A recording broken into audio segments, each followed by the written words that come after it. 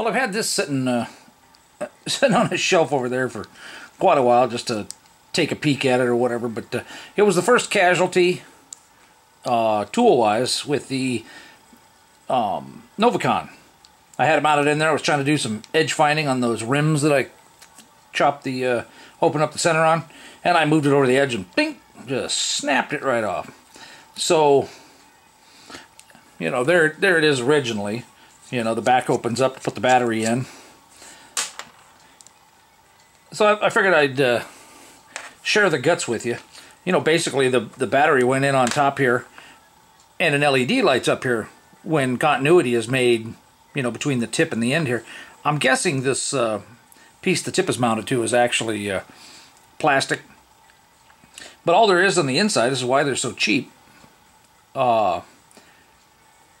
is, you know, the little wire pokes out there. Basically, it's just the lead from the, it's the other lead on the LED. It's just bent over and pushed through the hole there. The other one comes up and it's soldered to a resistor. The resistor comes up and just sits right there. So there was this brass piece. Okay, and that brass piece makes contact with the LED, and then the battery sits on top of there. Okay.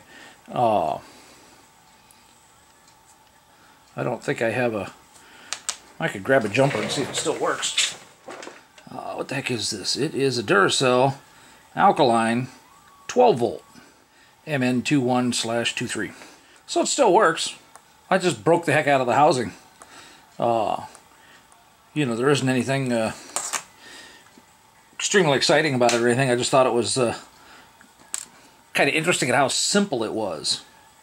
You know, literally just bend that up out of there and push the parts out.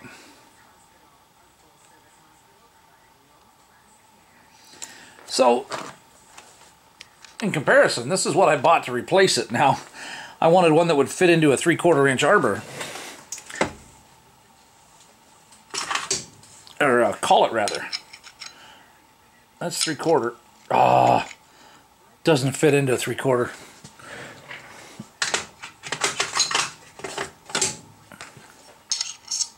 That's too small for that one.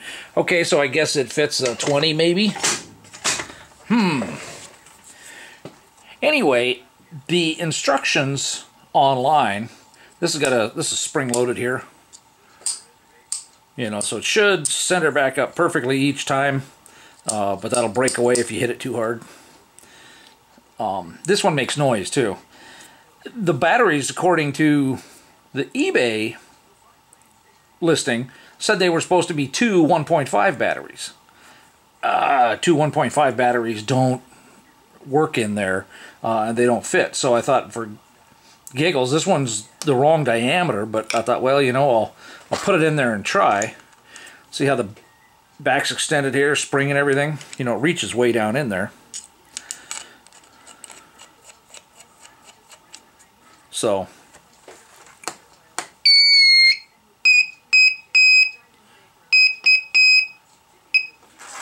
so I'm not sure if the 12 volts is too much or not. You can certainly hear that with other stuff going on in the shop and that stuff. So, you know, considering it went through this with 12 volts, I don't think I'm going to worry about it too much going through the same thing with the, what do you call it? It's got a piezoelectric buzzer in there too, basically. So, anyway, that's the new one, but I'm not even sure if I'm going to be able to use it. I thought it was going to be more the size of this one. I must have missed a little something. So, yeah, it'll probably just take up space in the toolbox. Curiosity got the best of me, so I put this part in the vise and just grabbed the top here with the pliers and just wiggled it and pulled it up out. So you can see it's not painted right there, but the whole thing was painted, and then they basically just wiped this off, or they grabbed it by this when they dipped it.